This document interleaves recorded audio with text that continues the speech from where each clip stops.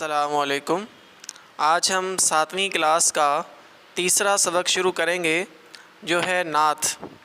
تو سب سے پہلے نعت اس نظم کو کہا جاتا ہے جس میں نبی کریم صلی اللہ علیہ وسلم کی تعریف بیان کی جائے، تو وہ نظم نعت کہلاتی ہے۔ اس کے بعد ہم الفاظ کے معنی پڑھیں گے اور اس کے بعد پھر تشریحات کی طرف چلیں گے۔ تو سب سے پہلے ہے ملجا، جائے پناہ یا ٹھکانہ، ماوا ٹھکانہ یا رہنے کی جگہ، بد اندیش برا چاہنے والا یا دشمن، سو جانب سمت یا طرف، کندن خالص سونا، غل شور ہنگامہ، دشت جنگل، جبل پہاڑ۔ یہ تھے الفاظ کے معنی۔ اور آگے ہے ہماری نعت۔ تو اس کا پہلا بند ہے، یہ 6 مصروں پر مشتمل ہے۔ جو نظم 6 مصروں پر مشتمل ہو وہ مسدس کہلاتی ہے۔ تو تشریح ہے، وہ نبیوں میں رحمت لقب پانے والا، مرادیں غریبوں کی بر لانے والا۔ یعنی نبی کریم صلی اللہ علیہ وسلم کی بات کی جا رہی ہے کہ نبی صلی اللہ علیہ وسلم ان کا لقب رحمت للعالمین تھا۔ یعنی یہ ایک ایسا لقب کہ جو اس سے پہلے کسی بھی نبی کو نہیں دیا گیا۔ یہ وہ نبی صلی اللہ علیہ وسلم ہی ہیں کہ جنہیں رحمت للعالمین یعنی 2 جہانوں کے لیے رحمت بنا کر بھیجا گیا تھا۔ مرادیں غریبوں کی بر لانے والا، اور نبی کریم صلی اللہ علیہ وسلم غریبوں کی مراد پوری کرنے والے تھے۔ کوئی بھی غریب نبی صلی اللہ علیہ وسلم کے پاس آتا، کوئی سوال کرتا تو نبی صلی اللہ علیہ وسلم ان کی وہ ضرورت پوری کر دیتے تھے۔ مصیبت میں غیروں کے کام آنے والا، یعنی کہ وہ مصیبت کے وقت یعنی اپنا ہے یا پرایا ہے، کوئی دوسرا ہے، اگر وہ مصیبت میں ہے تو اس کے کام آنے والے تھے۔ وہ اپنے پرائے کا غم کھانے والا، یعنی وہ چاہے وہ اپنا ہے یا پرایا ہے، سب کے دکھ و درد میں شریک ہوا کرتے تھے۔ فقیروں کا ملجا، ضعیفوں کا ماوا، وہ فقیروں کی مدد کرنے والے تھے، فقیروں کو جگہ دینے والے تھے، فقیروں کی مدد کرنے والے تھے۔ ضعیفوں کا ماوا، وہ ضعیفوں کے مددگار تھے۔ یتیموں کا والی، اور یتیموں کی سرپرستی کیا کرتے تھے۔ غلاموں کا مولا، اور وہ غلاموں کے مولا تھے، یعنی ان کے سردار تھے۔ خطا کار سے درگزر کرنے والا، بد اندیش کے دل میں گھر کرنے والا، یعنی اگر کوئی خطا کرتا، اگر کوئی غلطی کرتا تو اسے درگزر کر دیتے، یعنی اسے معاف کر دیتے۔ بد اندیش کے دل میں گھر کرنے والا، وہ شخص جو بد اندیش ہوتا، برا چاہنے والا ہوتا، لیکن اس کے بھی دل میں اپنی محبت پیدا کر دیتے اپنے اخلاق کے ذریعے۔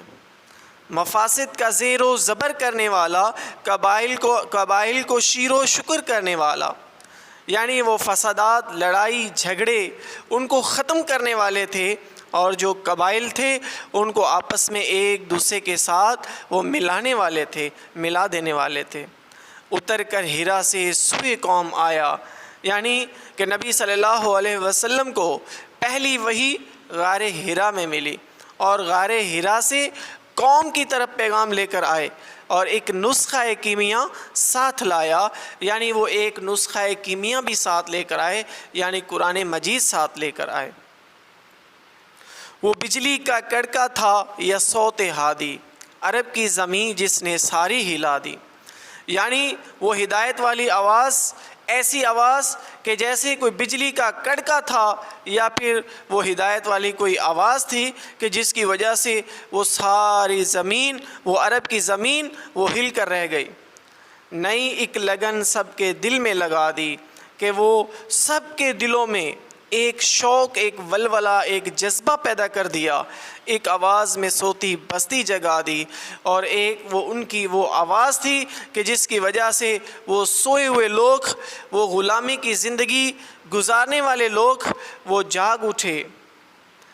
پڑا ہر طرف غل یہ پیغام حق سے، کہ گونج اٹھے دشت و جبل نام حق سے، کہ یہ پیغام حق کیا، یہ جو ان کی جو آواز تھی وہ ہر طرف جو ہے وہ اس کا غل مچ گیا، یعنی اس کا پیغام جو ہے وہ پہنچ گیا ہر کونے کونے تک، کہ گونج اٹھے دشت و جبل نام حق سے، کہ وہاں پر موجود پہاڑ اور صحرا وہ بھی حق کے نام کے ساتھ وہ بھی گونجنے لگے۔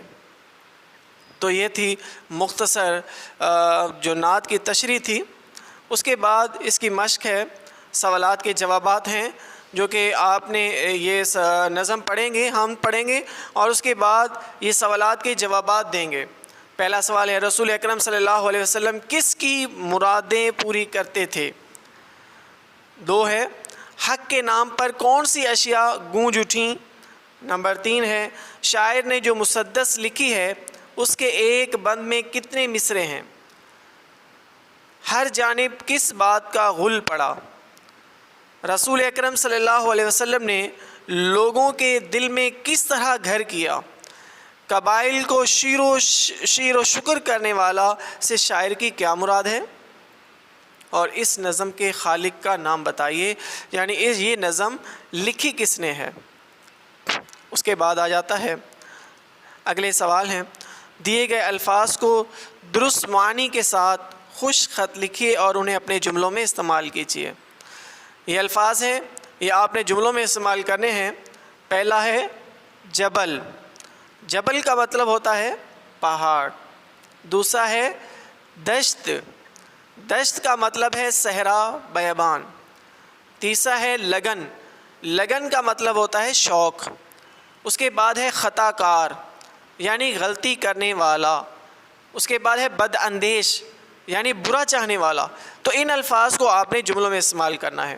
اس کے بعد ہے واحد کی جمع لکھیے۔ یہ سارے الفاظ واحد لکھے ہوئے ہیں، ان کی آپ نے جمع لکھنی ہے۔ پہلا ہے قدم، تو قدم کی جمع کیا ہوگی؟ اقدام۔ دوسری ہے ملک، تو اس کی کیا جمع ہوگی؟ ممالک۔ سبق اسباق، غریب غربا، خدمت خدمات۔ تو یہ تھی ہماری مشق۔ تو اس طرح یہ تمام بچے یہ مشق حل کر کے اسکول میں لازمی طور پر جمع کروائیں گے۔ والسلام۔